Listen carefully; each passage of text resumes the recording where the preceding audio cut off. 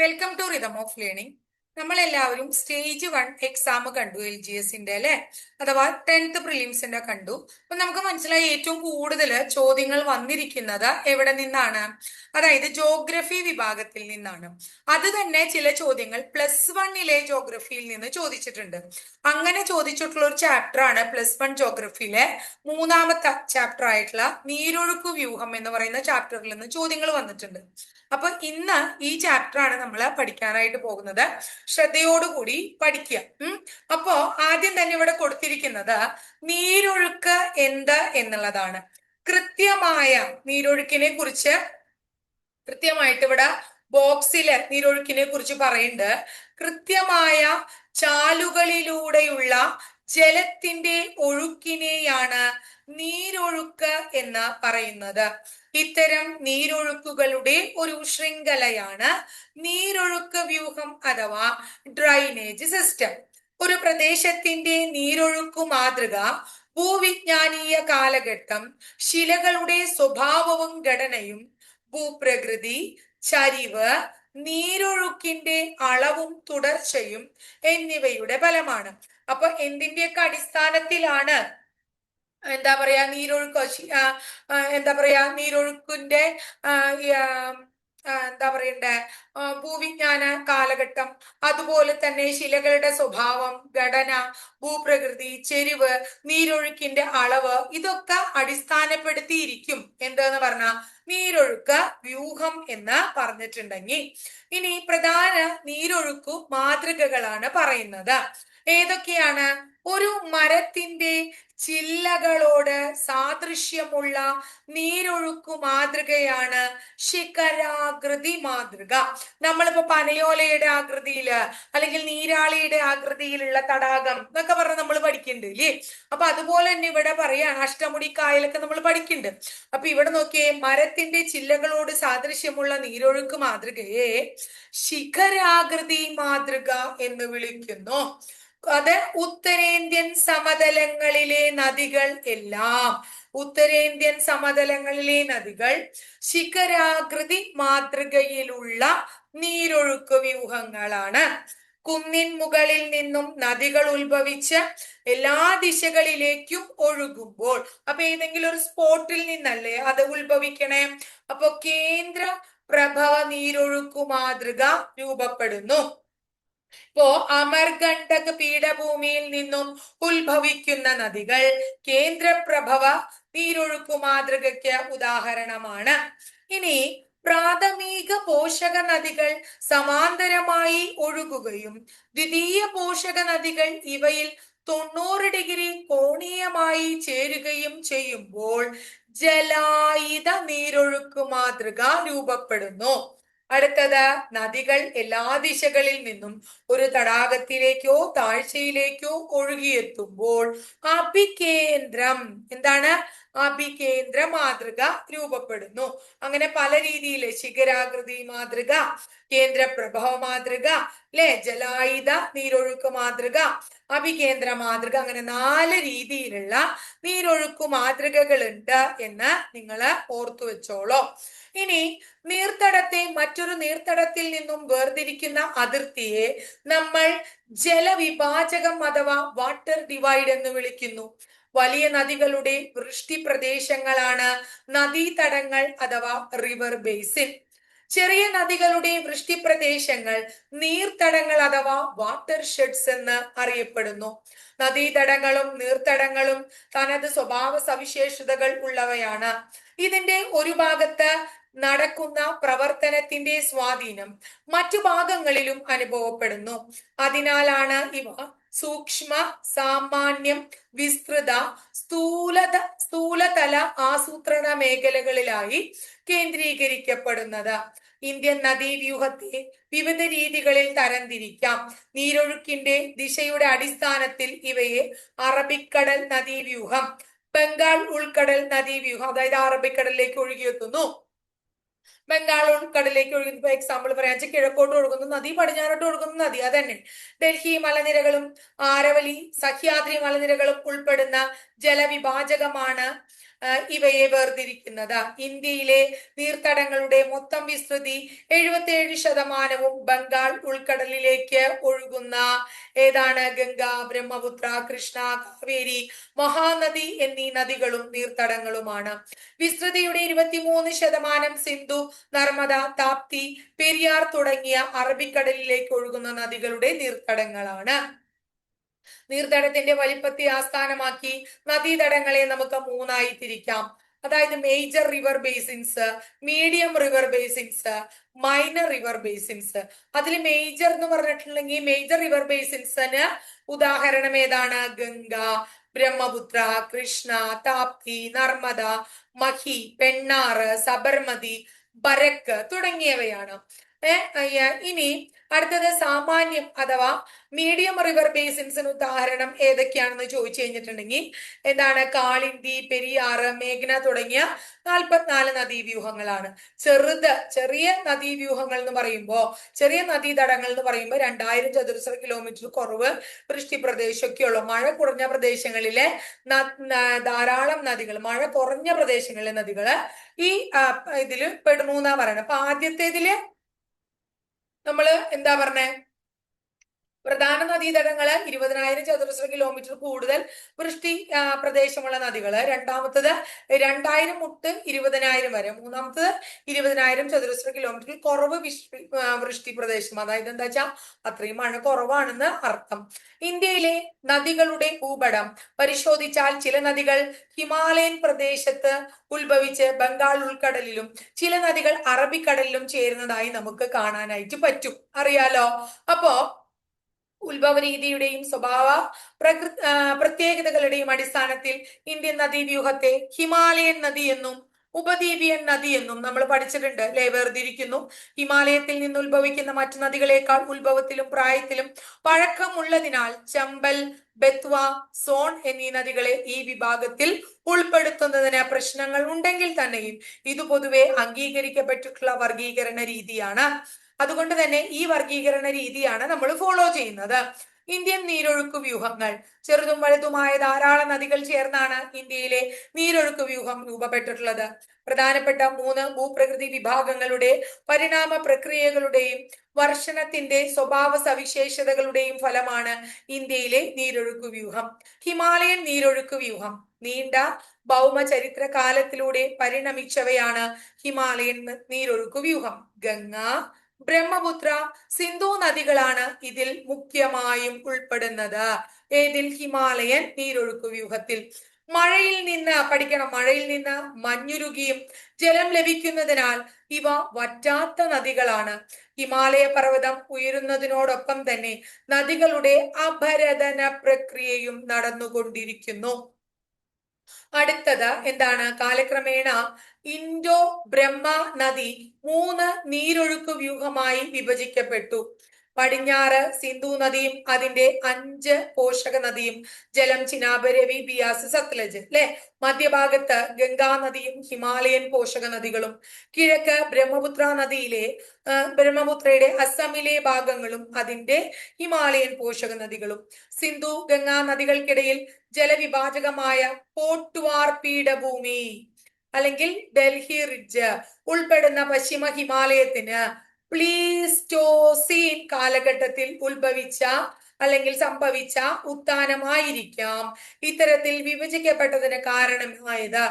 ഇനി ഇതുപോലെ മധ്യ പ്ലീസ്റ്റോസീൻ കാലഘട്ടത്തിൽ മേഘാലയ പീഠഭൂമിക്കും രാജ്മഹൽ കുന്നുകൾക്കും ഇടയിലുള്ള മാൾഡ ഗ്യാപ്പ് താഴ്ത്തപ്പെടൽ ഗംഗാ ബ്രഹ്മപുത്ര നദികളെ ബംഗാൾ ഉൾക്കടൽ ഭാഗത്തേക്ക് വഴിതിരിച്ചുവിടാൻ കാരണമായി എന്ന് മനസ്സിലാക്കുക. ഹിമാലയൻ നീരൊഴുക്ക് നദീവ്യൂഹങ്ങൾ. ഹിമാലയൻ നീരൊഴുക്കത്തിൽ അനേകം നദീവ്യൂഹങ്ങൾ ഉണ്ട്. പ്രധാനപ്പെട്ട ഒന്ന് സിന്ധു വ്യൂഹം അല്ലെ. ലോകത്തിലെ ഏറ്റവും വലിയ നദീതടങ്ങളിൽ ഒന്നായ സിന്ധു നദീതടം 11,60,50,000 ചതുരശ്ര കിലോമീറ്റർ വിസ്തൃതിയും 2,880 കിലോമീറ്റർ ദൈർഘ്യവും ഉള്ളതാണ്. ഇൻഡസ് എന്നും അറിയപ്പെടുന്ന സിന്ധു നദി ഇന്ത്യയിൽ ഏറ്റവും പടിഞ്ഞാറായി ഒഴുകുന്ന ഹിമാലയൻ നദിയാണ്. ടിബറ്റിലെ കൈലാസ പർവ്വതത്തിൽ സമുദ്രനിരപ്പിൽ നിന്നും 4,164 മീറ്റർ ഉയരത്തിൽ സ്ഥിതി ചെയ്യുന്ന ബൊക്കർച്ചുവിനടുത്തുള്ള ഒരു ഹിമാനിയിൽ നിന്നും ഉത്ഭവിക്കുന്ന സിന്ധു നദി ടിബറ്റിൽ സിംഹത്തിന്റെ മുഖം എന്നർത്ഥമുള്ള സിംഗി കമ്പൻ എന്നാണ് അറിയപ്പെടുന്നത്.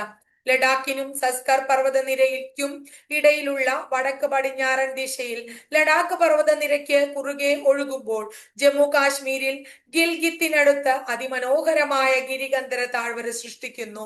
ദാർദിസ്ഥാൻ പ്രദേശത്ത് ചില്ലാറിനടുത്ത് സിന്ധു നദി പാകിസ്ഥാനിലേക്ക് പ്രവേശിക്കുന്നു. ദാർദിസ്ഥാൻ എന്നറിയപ്പെടുന്ന പ്രദേശം ഭൂപടത്തിൽ കാണാം എന്നാണ് പറയുന്നത്.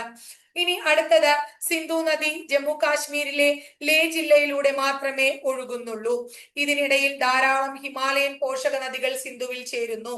ഷയ്യോക്ക്, ഗിൽഗിത്ത്, സസ്കർ, ഹുൻസ, നുബ്ര, ഷിഖർ, ഗസ്തിങ്, ദ്രാസ് എന്നിവ ഇവയിൽ പ്രധാനമാണ്. പാകിസ്ഥാനിലെ അറ്റോക്കിൽ വെച്ച് നദി പർവ്വതത്തിന് പുറത്തെത്തുന്നു. ഇവിടെ വെച്ച് വലതു തീരത്തു നിന്നും കാബൂൾ നദിയെ സ്വീകരിക്കുന്നു. വലതു തീരത്തു ചേരുന്ന മറ്റു പ്രധാന പോഷക നദികളാണ് ഗുറം, ടൊച്ചി, ഗുമാൽ, വിഭോവ, ശങ്കർ എന്നിവ. ഇവയെല്ലാം സുലൈമാൻ മലനിരകളിൽ നിന്നും ഉത്ഭവിക്കുന്നവയാണ്. വീണ്ടും തെക്കുഭാഗത്തേക്ക് ഒഴുകുന്ന നദി മിഥാൻ കോട്ടിന് മുൻപായി പഞ്ചനദികൾ ചേരുന്നു. ജലം, ചിനാബ്, രവി, ബിയാസ്, സത്ലജ് എന്നീ 5 നദികൾ ചേർന്നാണ് പഞ്ചനദികൾ എന്നറിയപ്പെടുന്നത്.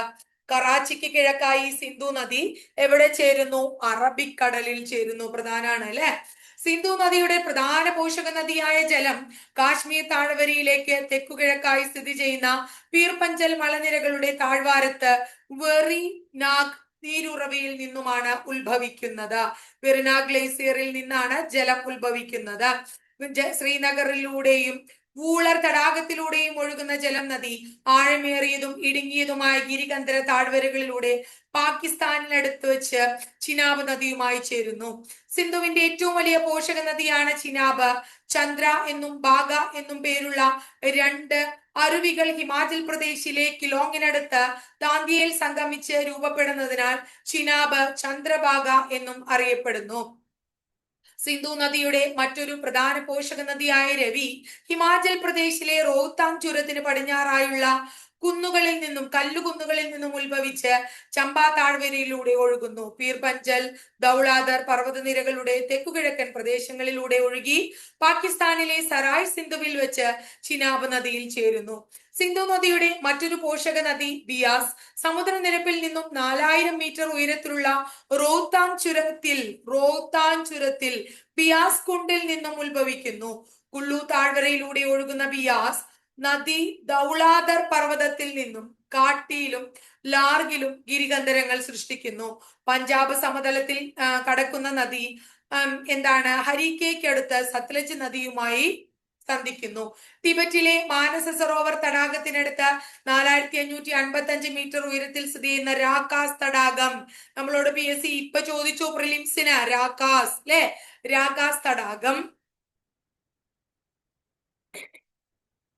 രാക്കാസ് തടാകത്തിൽ നിന്ന് ഉത്ഭവിക്കുന്ന സത്ലജ് നദി അവിടെ ലങ്ചൻ ഗംഭാവ് എന്ന് അറിയപ്പെടുന്നു. ഇന്ത്യയിലേക്ക് പ്രവേശിക്കുന്നതിന് മുമ്പായി ഏകദേശം 400 കിലോമീറ്ററോളം സിന്ധു നദിക്ക് സമാന്തരമായി ഒഴുകുന്ന സത്ലജ് രൂപാറിൽ ഗിരികന്ധരങ്ങൾ പുറത്തെടുത്തുന്നു. ഹിമാലയത്തിലെ ഷിക്കില ചുരം കടന്ന് പഞ്ചാബ് സമതലത്തിൽ പ്രവേശിക്കുന്ന സത്ലജ് ഒരു പൂർവകാലീന നദിയാണ്. ബക്രാനങ്കൽ ജലപദ്ധതിയുടെ കനാൽ വ്യൂഹത്തിൽ ജലം ലഭ്യമാക്കുന്നതിനാൽ സത്ലജ് സിന്ധു നദിയുടെ ഏറെ പ്രധാനപ്പെട്ട പോഷക നദിയാണ്. അടുത്തത് ഗംഗാ നദീ വ്യൂഹം. നദീതടത്തിന്റെ പ്രത്യേകതയാലും സാംസ്കാരികമായ പ്രാധാന്യത്താലും ഇന്ത്യയിൽ ഏറ്റവും പ്രധാനപ്പെട്ട നദിയാണ് ഗംഗ. ഉത്തരാഖണ്ഡിലെ ഉത്തരകാശി ജില്ലയിൽ ഗംഗോത്രി ഹിമാനിക്ക് സമീപമുള്ള ഗോമുഖിൽ നിന്ന് ഒരു ചെറു അരുവിയായി ഉത്ഭവിക്കുന്ന ഗംഗ ഇവിടെ ഭഗീരഥി എന്നറിയപ്പെടുന്നു. മധ്യ ഹിമാലയത്തിലും ലസർ ഹിമാലയത്തിലും ഭാഗീരഥി ഇടുങ്ങിയ ഗിരികന്ധര താഴ്വരകൾ നിർമ്മിച്ചുകൊണ്ട് ഒഴുകുന്നു. ബദരീനാഥിന് മുകളിൽ സതോബാന്ത് ഹിമാനിയിൽ നിന്നും ഉത്ഭവിക്കുന്ന അളകനന്ദ ഭഗീരഥി നദിയുമായി ദേവപ്രയാഗിൽ സംഗമിക്കുന്നു. ഇതിനുശേഷമാണ് ഗംഗ എന്ന പേരിൽ ഇത് അറിയപ്പെടുന്നത്. ധൂളിഗംഗ, വിഷ്ണുഗംഗ എന്നീ അരുവികൾ ജോഷിമഠിലെ വിഷ്ണുപ്രയാഗിൽ കൂടി ചേർന്ന് അളകനന്ദയായി മാറുന്നു. അളകനന്ദയുടെ മറ്റു പോഷക നദികളായ പിണ്ടാർ കർണപ്രയാഗിലും മന്ദാകിനി അല്ലെങ്കിൽ കാളിഗംഗ രുദ്രപ്രയാഗിലും അളകനന്ദയുമായി ചേരുന്നു. ഒക്കെ പരീക്ഷയുടെ ചോദ്യങ്ങളാണ് അല്ലെ.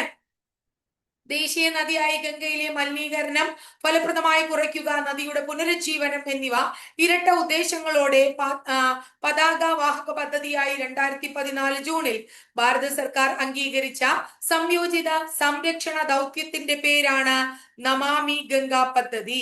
ലക്ഷ്യങ്ങൾ പഠിക്കൂ. മലിനജല ശുദ്ധീകരണ സംവിധാനങ്ങൾ, നദീമുഖ വികസനം, നദീ ഉപരിതല ശുചീകരണം, ജൈവ വൈവിധ്യം, വനവൽക്കരണം, പൊതുജന ബോധവൽക്കരണം, വ്യവസായങ്ങളിൽ നിന്നും പുറന്തള്ളുന്ന മാലിന്യങ്ങളുടെ നിരീക്ഷണം, ഗംഗാഗ്രാമം. ഇതൊക്കെയാണ് അതിന്റെ ലക്ഷ്യം. അടുത്തത്, ഹരിദ്വാറിൽ വെച്ച സമതലത്തിൽ പ്രവേശിക്കുന്ന ഗംഗ തുടക്കത്തിൽ തെക്കുദിശയിലും പിന്നീട് തെക്ക് കിഴക്ക് ദിശയിലും ഒഴുകി ഹുഗ്ലി, പത്മ എന്നീ കൈവഴികളായി പിരിയുന്നു. ഹുഗ്ലി, പത്മ. ഉത്തരാഖണ്ഡ്, ഉത്തർപ്രദേശ്, ബീഹാർ, പശ്ചിമ ബംഗാൾ എന്നീ സംസ്ഥാനങ്ങളിലൂടെ 2525 കിലോമീറ്റർ ദൂരം ഒഴുകുന്ന ഗംഗയുടെ നദീതടത്തിന് ഇന്ത്യയിൽ മാത്രം 8.6 ദശലക്ഷം ചതുരശ്ര കിലോമീറ്റർ വിസ്തൃതിയുണ്ട്. ഇന്ത്യയിൽ ഏറ്റവും വലിയ നദീവ്യൂഹമായ ഗംഗാ നദീവ്യൂഹത്തിൽ വടക്ക് ഹിമാലയ പർവ്വതത്തിൽ നിന്നും തെക്ക് ഇന്ത്യൻ ഉപദ്വീപിൽ നിന്നും ഉത്ഭവിക്കുന്ന വറ്റാത്തതും വറ്റിപ്പോകുന്നതുമായ ധാരാളം നദികൾ ഉൾപ്പെടുന്നു. ഗംഗാ നദിയുടെ പ്രധാന വലതുതീര പോഷക നദിയാണ് സോണ്. പ്രധാന ഇടതുതീര പോഷക നദികളാണ് രാംഗംഗ, ഗോമതി, ഗാഗ്ര, ഗണ്ഡക്, കോസി, മഹാനന്ദ എന്നിവ. സാഗർ ദ്വീപിനടുത്ത് വെച്ച് ഗംഗാ നദി ബംഗാൾ ഉൾക്കടലിൽ പതിക്കുന്നു. ഗംഗാ നദിയുടെ ഏറ്റവും വലുതും ഏറ്റവും പടിഞ്ഞാറ് ദിശയിലൂടെ ഒഴുകുന്നതുമായ പോഷക നദിയാണ് യമുന. ഉത്തരാഖണ്ഡിലെ ബുന്ദേർപുഞ്ച് മലനിരകളുടെ പടിഞ്ഞാറൻ ചെരുവിലുള്ള യമുനോത്രി ഹിമാനിയിൽ നിന്ന് ആണ് യമുന ഉത്ഭവിക്കുന്നത്. എന്നിട്ട് യമുന പ്രയാഗിൽ വെച്ച് ഗംഗാ നദിയുമായി സംഗമിക്കുന്നു. അതായത് അലഹബാദിൽ. ഉപദ്വീപീയ പീഠഭൂമിയിൽ നിന്നും ആരംഭിക്കുന്ന ചമ്പൽ, സിന്ധ്, ബേത്വ എന്നീ നദികൾ വലതു തീരത്തുനിന്ന് യമുനയിൽ ചേരുമ്പോൾ ഹിന്ദൻ, റിന്ദ്, സെങ്കർ, വരുണ എന്നിവ ഇടത് തീരത്തു നിന്നും വന്ന യമുനയുടെ പോഷക നദികളാണ്. കിഴക്കു പടിഞ്ഞാറൻ ഗംഗാ തടത്തിലും ആഗ്ര കനാലിലൂടെയുള്ള ജലസേചന പദ്ധതിയായും യമുനയിലെ ജലം വൻതോതിൽ ഉപയോഗിക്കപ്പെടുന്നു. ചമ്പൽ നദി മധ്യപ്രദേശിലെ മാൾവ പീഠഭൂമിയിൽ മൗവിനടുത്തായി ഉത്ഭവിക്കുന്നു. വടക്കോട്ട് ഒഴുകുന്ന ചമ്പൽ വടക്കോട്ട് കേട്ടാ രാജസ്ഥാനിലെ കോട്ടയ്ക്ക് മുൻപായി ഗിരികന്ധര താഴ്വരയിലൂടെ ഒഴുകുന്നു. ഗാന്ധി സാഗർ ഡാം നിർമ്മിച്ചിരിക്കുന്നത് എവിടെയാണ്? നമ്മുടെ ചമ്പലില്. കോട്ടയിൽ നിന്നും താഴോട്ടൊഴുകി ബുന്ദി, സവായ് മധോപൂർ, ധോൽപൂർ എന്നീ പ്രദേശങ്ങൾ താണ്ടി യമുനയിൽ ചേരുന്നു. ചമ്പൽ നദി ചമ്പൽ റവൈൻ എന്നറിയപ്പെടുന്ന നിഷ്ഫല ഭൂപ്രദേശം ഭൂപ്രകൃതിയിലൂടെ ഒഴുകുന്നു. കാലി ഗണ്ഡക്, തൃശൂർ ഗംഗ എന്നീ 2 അരുവികൾ ചേർന്നാണ് ഗണ്ഡക് നദി. ഗണ്ഡക് നദി കാലി ഗണ്ഡകും തൃശൂർ ഗംഗയും ചേർന്നാണ്. നേപ്പാൾ ഹിമാലയത്തിലെ ധൗളഗിരിക്കും എവറസ്റ്റ് കൊടുമുടിക്കും ഇടയ്ക്കാണ് ഉത്ഭവസ്ഥാനം. നേപ്പാളിന്റെ മധ്യഭാഗത്തു കൂടി ഒഴുകി ബീഹാറിലെ ചമ്പാരനിൽ ഇന്ത്യയിലേക്ക് കടക്കുന്ന ഗണ്ഡക് പട്നയ്ക്കടുത്ത സോൺപൂരിൽ വെച്ച് ഗംഗാ നദിയുമായി ചേരുന്നു. ഇനി മാപ്ച ചുങ്കോ ഹിമാനിയിൽ നിന്നുമാണ് ഗാഗ്ര നദി ഉത്ഭവിക്കുന്നത്. ടില, സേത്തി, ബേരി എന്നീ പോഷക നദികളുമായി ചേർന്ന് ഈ നദി ശീശപാനിയിൽ ആഴമേറിയ ഒരു ഗിരികന്ധരം സൃഷ്ടിച്ച് പർവ്വതത്തിന് പുറത്തെത്തുന്നു.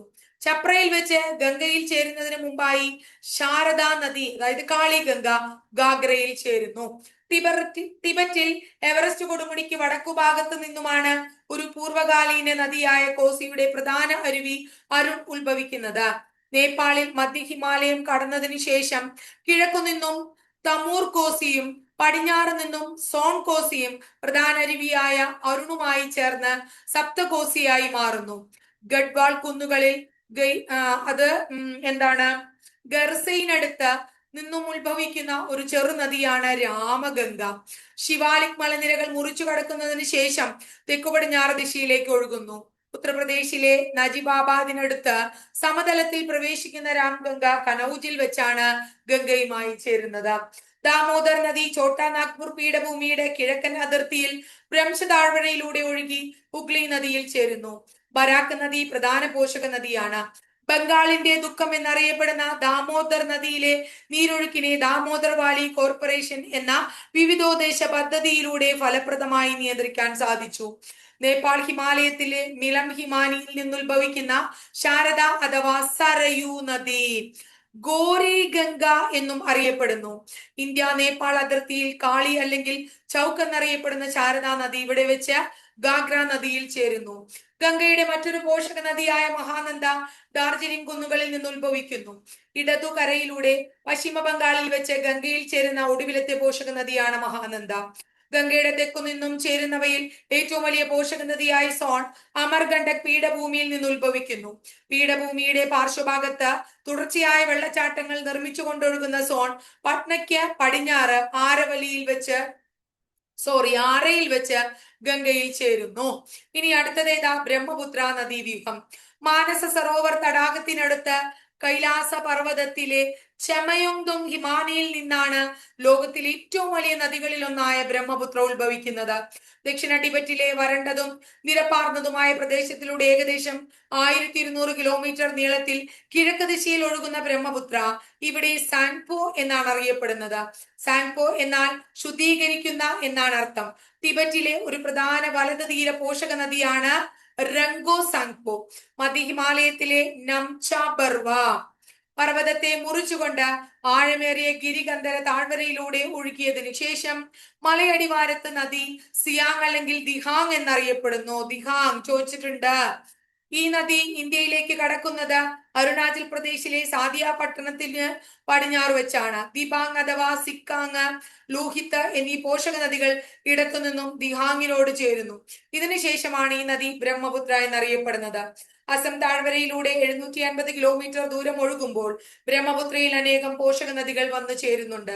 പ്രധാനപ്പെട്ട ഇടതുതീര പോഷക നദികളാണ് ഏതാണ്? ബർഹിദി, ഹിങ്, ധൻസരി, കലാങ് എന്നിവ. പ്രധാന വലതുതീര പോഷക നദികൾ സുബൻസിരി, മാനസ്, സങ്കോഷ്, കാമെങ് എന്നിവ. ഇവയിൽ ടിബറ്റിൽ നിന്നും ഉത്ഭവിക്കുന്ന സുബൻസിരി ഒരു പൂർവ്വകാലീന നദിയാണ്. ദുബ്രിക്കടുത്ത് വെച്ച് ബംഗ്ലാദേശിൽ പ്രവേശിക്കുന്ന ബ്രഹ്മപുത്ര പിന്നീട് തെക്കുദിശയിലേക്ക് ഒഴുകുന്നു. ബംഗ്ലാദേശിൽ വെച്ച് തീസ്ത നദി ബ്രഹ്മപുത്ര നദിയുമായി ചേർന്നതിന് ശേഷം ജമുന എന്നറിയപ്പെടുന്നു. തീസ്ത ഫാസ്റ്റസ്റ്റ് റിവർ അല്ലെ. പിന്നീട് ജമുന പത്മയുമായി ചേർന്ന് ബംഗാൾ ഉൾക്കടലിൽ പതിക്കുന്നു. ബ്രഹ്മപുത്ര വെള്ളപ്പൊക്കത്തിനും തീര അപരദനത്തിനും ഗതിമാറി ഒഴുകുന്നതിനും പേരുകേട്ട നദിയാണ്. കാരണം അതിന്റെ മിക്ക പോഷക നദികളും വളരെ വലുപ്പമുള്ളതാണ്. വൃഷ്ടി പ്രദേശങ്ങളിൽ ശക്തമായ അളവിൽ മഴ ലഭിക്കുന്നതിനാൽ അവയെ കൂടുതൽ അവസാദങ്ങൾ വഹിച്ചു കൊണ്ടുവരുന്നതുമാണ്. ഉപദ്വീപീയ നീരൊഴുക്ക് വ്യൂഹം. ഉപദ്വീപീയ നീരൊഴുക്ക് വ്യൂഹം ഹിമാലയൻ നീരൊഴുക്ക് വ്യൂഹത്തിനേക്കാൾ പഴക്കമേറിയതാണ്. വിശാലമായതും ആഴം കുറഞ്ഞതുമായ താഴ്വരകൾ, നദികളുടെ വളർച്ചയുടെ പൂർണ്ണത എന്നിവയിൽ നിന്നെല്ലാം ഇത് വ്യക്തമാണ്. പശ്ചിമ തീരത്തിനടുത്ത് സ്ഥിതി ചെയ്യുന്ന പശ്ചിമഘട്ടം പ്രധാന ഉപദ്വീപീയ നദികളെ ബംഗാൾ ഉൾക്കടലിലേക്ക് ഒഴുക്കുന്നവ, അറബിക്കടലിലേക്ക് ഒഴുകുന്നവ എന്നിങ്ങനെ വേർതിരിക്കുന്നു. ജലവിഭാഗമായി നിലകൊള്ളുന്നു. നർമ്മദ, താപ്തി എന്നിവ ഒഴികെ മിക്ക ഉപദ്വീപീയ നദികളും പടിഞ്ഞാറ് നിന്നും കിഴക്കോട്ടു നിന്നും ഒഴുകുന്നവയാണ്. ഉപദ്വീപിന്റെ വടക്കുഭാഗത്തു നിന്നും ഉത്ഭവിക്കുന്ന ചമ്പൽ, സിന്ധ്, ബിത്വ, സോണ്, കെന്ന് എന്നിവ ഗംഗാ നദീവ്യൂഹത്തിൽ ഉൾപ്പെടുന്നു. ഉപദ്വീപീയ നദീവ്യൂഹത്തിന് മറ്റു പ്രധാന നദികളാണ് മഹാനദി, ഗോദാവരി, കൃഷ്ണ, കാവേരി എന്നിവ. കൃത്യമായ ഗതി, മിയാൻഡറുകളുടെ അഭാവം, വറ്റിപ്പോകുന്ന അവസ്ഥ എന്നിവ ഉപദ്വീപീയ നദികളുടെ പ്രത്യേകതകളാണ്. മിയാൻഡറുകളുടെ അഭാവം, വറ്റിപ്പോകുന്ന അവസ്ഥ, അതുപോലെ കൃത്യമായ ഗതി ഇതിന്റെ പ്രത്യേകതകളാണ്. ഭ്രംശ താഴ്വരയിലൂടെ ഒഴുകുന്ന നദി നർമ്മദ, താപ്തി എന്നിവ ഇതിൽ നിന്നും വിഭിന്നമാണ്. ഉപദ്വീപീയ നദീവ്യൂഹത്തിന്റെ പരിണാമം. 3 പ്രധാന ഭൂചരിത്ര കാല സംഭവങ്ങളാണ് ഇന്ത്യയിലെ വർത്തമാനകാലത്തെ ഉപദ്വീപീയ നദീവ്യൂഹങ്ങൾ രൂപം നൽകിയത്. ടെർഷ്യറി മഹായുഗത്തിൽ ആരംഭ ദിശയിൽ ഉപദ്വീപിന്റെ പശ്ചിമ പാർശ്വമേഖലയ്ക്ക് അവതലനം സംഭവിച്ചു. ഈ ഭാഗങ്ങൾ സമുദ്രത്തിനടിയിൽ മുങ്ങിപ്പോകുന്നതിന് കാരണമായി. അതോടൊപ്പം ഉപദ്വീപിലെ നീർ വിഭാജകത്തിന് ഇരുപുറവും ഉണ്ടാകുന്ന സമമിതീയ നദീക്രമ വികലമാക്കുന്നതിനും കാരണമായി. നദീക്രമത്തെ വിമലമാക്കുന്നു, സിമെട്രിക് അല്ലെ. ഇനി ഉപദ്വീപിന്റെ വടക്കൻ അതിരിനുണ്ടായ അവതലനവും ഹിമാലയ പർവ്വതത്തിന്റെ ഉത്ഥാനവും അതിന്റെ ഫലമായി ഉപദ്വീപിൽ ഉണ്ടാകുന്ന ഭ്രംശതട രൂപീകരണവും നർമ്മദ താപ്തി നദികൾ ഈ ഭ്രംശതടങ്ങളിലൂടെ ഒഴുകുകയും യഥാർത്ഥ വിള്ളലുകൾ അവശിഷ്ട പർവ്വതങ്ങളാൽ നിറയ്ക്കപ്പെടുകയും ചെയ്തതിനാൽ ഈ നദീതടങ്ങൾ കാര്യമായ എക്കൽ നിക്ഷേപങ്ങളോ ഡെൽറ്റ രൂപീകരണമോ കാണപ്പെടുന്നില്ല. മൂന്നാമത്തെ കാര്യം, ഉപദ്വീപിന് വടക്കു പടിഞ്ഞാറ് ദിശയിൽ നിന്നും തെക്കിഴക്ക് ദിശയിലേക്ക് നേരിയ തോതിലുള്ള ചരിവ് സംഭവിച്ചതിലൂടെ ഈ മേഖലയിലെ മുഴുവൻ നദീവ്യൂഹങ്ങളുടെയും ദിശ ബംഗാൾ ഉൾക്കടലിലേക്ക് ക്രമീകരിക്കപ്പെട്ടു. ഇനി ഉപദ്വീപീയ നീരൊഴുക്കിലെ നദീവ്യൂഹങ്ങൾ. ഉപദ്വീപീയ നീരൊഴുക്കിന്റെ അനേകം നദികൾ ഉൾപ്പെടുന്നു. അവയിൽ പ്രധാനപ്പെട്ടവ എന്താണ്? ഛത്തീസ്ഗഡിലെ റായ്പൂർ ജില്ലയിലെ സിഹാവ മലനിരയിൽ നിന്നും മഹാനദി ഉത്ഭവിക്കുന്നു. ഒഡീഷയിലൂടെ ഒഴുകി ബംഗാൾ ഉൾക്കടലിൽ പതിക്കുന്നു മഹാനദി. അടുത്തത്, നദിയുടെ കീഴ്ഘട്ടം മാത്രമേ ഗതാഗത യോഗ്യമായുള്ളൂ. ഈ നദീതടത്തിന്റെ 53% മധ്യപ്രദേശിലും ഛത്തീസ്ഗഡിലുമായിട്ട് വ്യാപിച്ചു കിടക്കുന്നു. പിന്നെ കുറച്ച് ഒഡീഷയിലുമുണ്ട്. ഏറ്റവും വലിയ ഉപദ്വീപീയ നദീവ്യൂഹമായ ഗോദാവരി ദക്ഷിണ ഗംഗ എന്ന് അറിയപ്പെടുന്നു. മഹാരാഷ്ട്രയിലെ നാസിക് ജില്ലയിൽ നിന്ന് ഉത്ഭവിക്കുന്ന ഗോദാവരി ബംഗാൾ ഉൾക്കടലിൽ പതിക്കുന്നു. ഇതിന്റെ പോഷക നദികൾ മഹാരാഷ്ട്ര, ഛത്തീസ്ഗഡ്, ഒഡീഷ, ആന്ധ്രാപ്രദേശ്, മധ്യപ്രദേശ് എന്നീ സംസ്ഥാനങ്ങളിലൂടെ ഒഴുകുന്നു. 1465 കിലോമീറ്റർ നീളത്തിൽ ഒഴുകുന്ന ഗോദാവരിയുടെ വൃഷ്ടി പ്രദേശത്തിന്റെ വിസ്തൃതി 3.13 ദശലക്ഷം ചതുരശ്ര കിലോമീറ്റർ ആണ്. ലക്ഷം. ഇതിന്റെ 49% മഹാരാഷ്ട്രയിലും 20% മധ്യപ്രദേശിലും ഛത്തീസ്ഗഡിലും ശേഷിക്കുന്ന ഭാഗം ആന്ധ്രാപ്രദേശിലുമായി വ്യാപിച്ചു കിടക്കുന്നു. പെൻഗംഗ, ഇന്ദ്രാവതി, പ്രാൺഹിത, മഞ്ചര എന്നിവയാണ് ഇതിലെ പ്രധാന പോഷക നദികൾ. പോളവാരത്ത് നദി മനോഹരമായ ഗിരികന്ധര താഴ്വര സൃഷ്ടിക്കുന്നു. ഇതിന് തെക്കുള്ള ഭാഗങ്ങൾ വലിയ തോതിൽ പ്രളയ സാധ്യതയുള്ളവയാണ്. ഡെൽറ്റ ഭാഗങ്ങളിൽ മാത്രമാണ് ഗോദാവരി നദി ഗതാഗത യോഗ്യമായിട്ടുള്ളത്. രാജമുദ്രയ്ക്ക് ശേഷം നദി ഡെൽറ്റ നിർമ്മിച്ചുകൊണ്ട് ധാരാളം ശാഖകളായി പിരിയുന്നു. കിഴക്കോട്ടൊഴുകുന്ന ഉപദ്വീപീയ നദികളിൽ രണ്ടാമത്തെ വലിയ നദിയായ കൃഷ്ണ സഹ്യാദ്രിയിലെ മഹാബലേശ്വറിൽ നിന്ന് ഉത്ഭവിക്കുന്നു. 1401 കിലോമീറ്റർ ദൂരത്തിൽ ഒഴുകുന്ന കൃഷ്ണയുടെ പ്രധാന പോഷക നദിയാണ് കൊയ്ന, തുംഗഭദ്ര, ഭീമ. ചോദിച്ചിട്ടുണ്ട് കേട്ടോ. അടുത്തത്, കൃഷ്ണയുടെ ഭാഗം വൃഷ്ടിപ്രദേശത്തിന്റെ 27% മഹാരാഷ്ട്ര, 44% കർണാടക, 29% ആന്ധ്രാപ്രദേശ്, തെലങ്കാന. കർണാടകത്തിൽ കൊടക് ജില്ലയിൽ ബ്രഹ്മഗിരി കുന്നുകളിൽ നിന്നാണ് കാവേരി നദി ഉത്ഭവിക്കുന്നത്. എപ്പോഴും ചോദിക്കാറുള്ളതാണ്. 800 കിലോമീറ്റർ ആണ് നീളം. നദിയുടെ വൃഷ്ടിപ്രദേശത്തിന്റെ ഉപരിഭാഗങ്ങളിൽ തെക്ക് പടിഞ്ഞാറൻ മൺസൂൺ കാലത്തും കീഴ്ഭാഗങ്ങളിൽ വടക്ക് കിഴക്കൻ മൺസൂൺ കാലത്തും മഴ ലഭിക്കുന്നതിനാൽ മറ്റു ഉപദ്വീപീയ നദികളെ അപേക്ഷിച്ച് വർഷത്തിലുടനീളം നീരൊഴുക്കിൽ കൃത്യമായ ഏറ്റക്കുറച്ചിലുകൾ ഒന്നും ഉണ്ടാകാറില്ല. കാവേരി തടത്തിന്റെ 3% കേരളത്തിലും 42% കർണാടകത്തിലും 56% തമിഴ്നാട്ടിലുമാണ്. കബനി, ഭവാനി, അമരാവതി എന്നിവയാണ് കബനി, ഭവാനി, പാമ്പാറുണ്ട് കേട്ടോ എന്നിവയാണ് പ്രധാന പോഷക നദികൾ. അമർകണ്ടക് പീഠഭൂമിയുടെ പടിഞ്ഞാറൻ ചെരുവിൽ 1057 മീറ്റർ ഉയരത്തിൽ നിന്നുമാണ് നർമ്മദ നദി ഉത്ഭവിക്കുന്നത്. വടക്ക് വിന്ധ്യാപർവ്വതത്തിനും തെക്ക് സത്പുര പർവ്വതത്തിനും ഇടയിലൂടെ ഭ്രംശ താഴ്വരയിലൂടെ ഒഴുകുന്ന ഈ നദി മാർബിൾ ശിലയിൽ മനോഹരമായിട്ടുള്ള ഗിരികന്ധര താഴ്വര സൃഷ്ടിക്കുന്നു. കൂടാതെ ജബൽപൂരിനടുത്ത് ദുവാന്തർ വെള്ളച്ചാട്ടവും നിർമ്മിച്ചു കൊണ്ടൊഴുകുന്നു.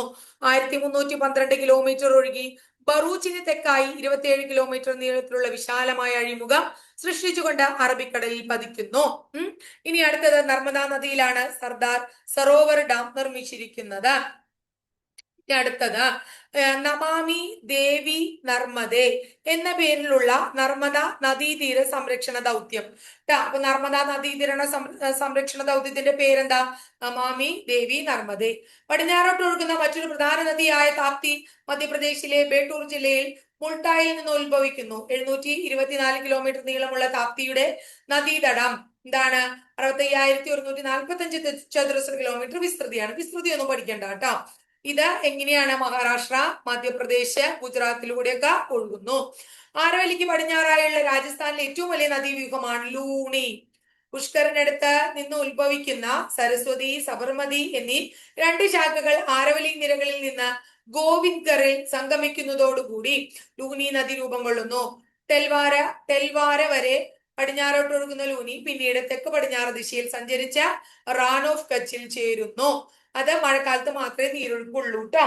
പടിഞ്ഞാറോട്ട് ഒഴുകുന്ന ചെറുനദികൾ. ഗുജറാത്തിലെ അമേലി ജില്ലയിൽ ദൽകവയിൽ നിന്ന് ഉത്ഭവിക്കുന്ന ക്ഷേത്രുണിജി ഇത്തരം ഒരു ചെറിയ നദിയാണ്.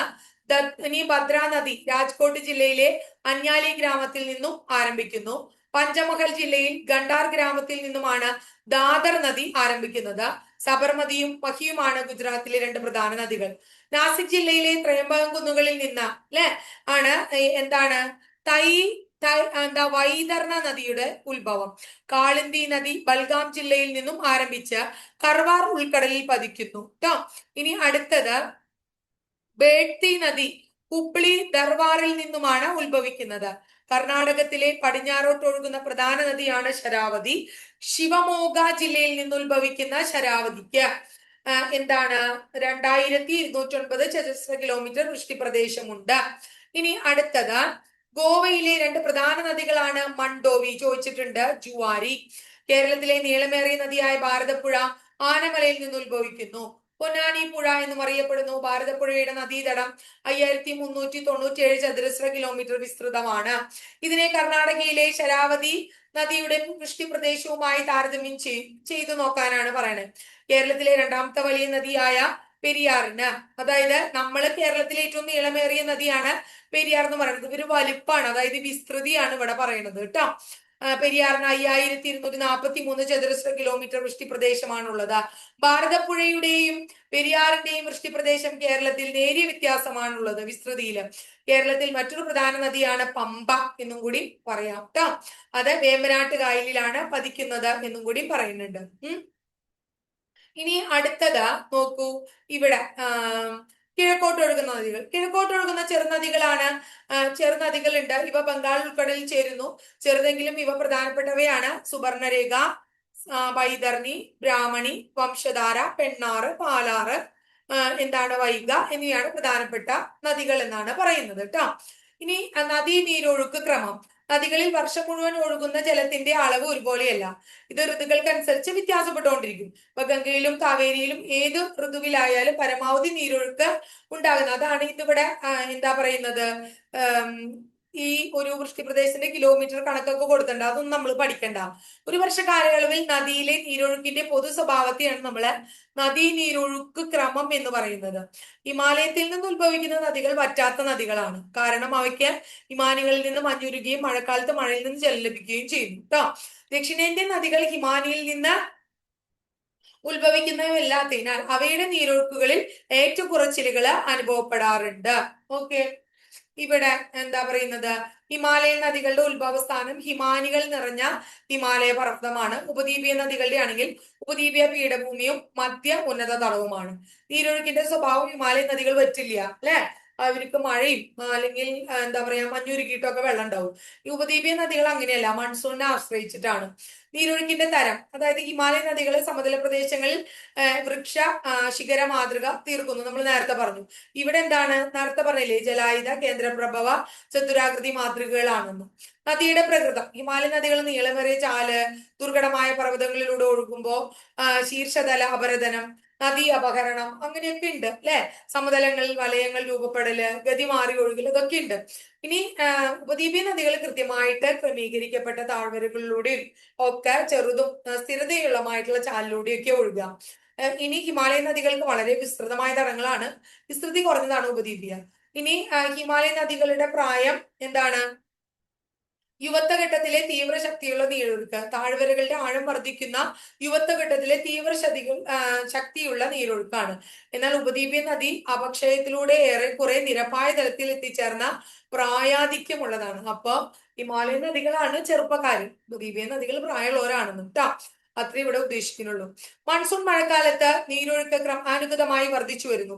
അതിനാൽ ദക്ഷിണേന്ത്യൻ നദികളുടെ നീരൊഴുക്ക് ക്രമം ലഭിക്കുന്ന മഴയുടെ അനുസൃതമായി നിയന്ത്രിക്കപ്പെടുന്ന ഉപദ്വീപീയ പീഠഭൂമിയിലെ മഴ ലഭ്യത ഓരോ പ്രദേശത്തിനും വ്യത്യാസപ്പെടുന്നു.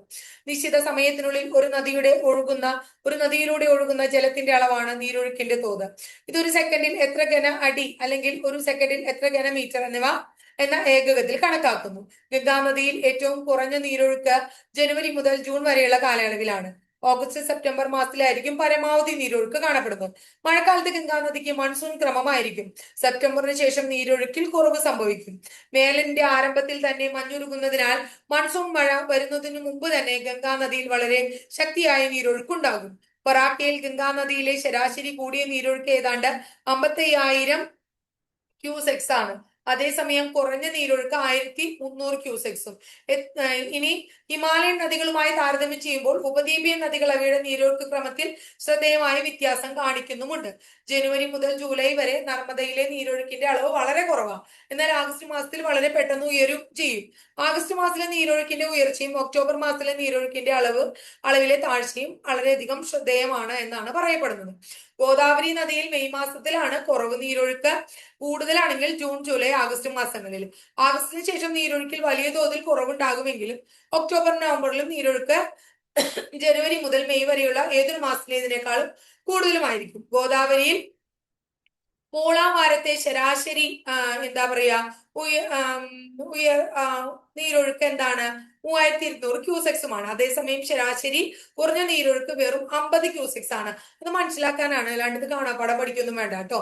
ഓരോ വർഷവും ഇന്ത്യൻ നദികൾ ഭീമമായ അളവിൽ ജലം വഹിക്കുന്നു. പക്ഷെ അതിന്റെ അളവ് കാലഘട്ടങ്ങൾക്കനുസരിച്ച് പ്രദേശങ്ങൾക്കനുസരിച്ച് ഒക്കെ വ്യത്യാസപ്പെട്ടുകൊണ്ടിരിക്കുന്നു. വർഷം മുഴുവൻ ജലസമൃദ്ധമായ വറ്റാത്ത നദികളും അതേസമയം വരണ്ട കാലത്ത് വളരെ കുറവ് ജലം മാത്രമുള്ള വറ്റിപ്പോകുന്ന നദികളും ഉണ്ട് അല്ലെ. അങ്ങനെയാണ് നദികൾ ഉള്ളത് എന്നാണ് പറയുന്നത് കേട്ടോ. ഇത്രയാണ് ആ ഭാഗത്ത് പഠിക്കാനുള്ളത്. അപ്പോ ഇത്രയേ ഉള്ളൂ നമുക്ക് പ്രധാനമായിട്ടും നദീവ്യൂഹം. ഞാനിത് മുഴുവൻ വായിച്ച് ഇത്രയും സമയം വായിച്ച് തന്നത് എന്താണെന്ന് വെച്ചാൽ പ്രധാനപ്പെട്ട പോയിന്റുകൾ ഇനി നമുക്ക് അടുത്ത ക്ലാസ്സിൽ ഡിസ്കസ് ചെയ്യാൻ സമയമുണ്ട് വെച്ചാൽ ക്വസ്റ്റ്യൻ ആൻസർ രൂപത്തിൽ ടീച്ചർ തരാനായിട്ട് ശ്രമിക്കാം. ഇത് നിങ്ങൾക്ക് താല്പര്യമുള്ള കുട്ടികൾ കേട്ടോട്ടെ. ക്ലാസ്സിൽ എന്താ പറയാ ഈ നമ്മൾ പണിയെടുക്കുന്ന സമയത്തും ബസ്സിൽ യാത്ര സമയത്തും അങ്ങനെയൊക്കെയുള്ള സമയത്തൊക്കെ കേട്ടോട്ടെ എന്ന് വിചാരിച്ചിട്ടാണ് ഫുള്ളായിട്ട് പറഞ്ഞത്. വളരെ ഇമ്പോർട്ടന്റ് ആയിട്ട് പഠിക്കുക. പ്രിലിംസിന് ഇത് വന്നിട്ടുണ്ടെന്ന് നമുക്കറിയാലോ കേട്ടോ.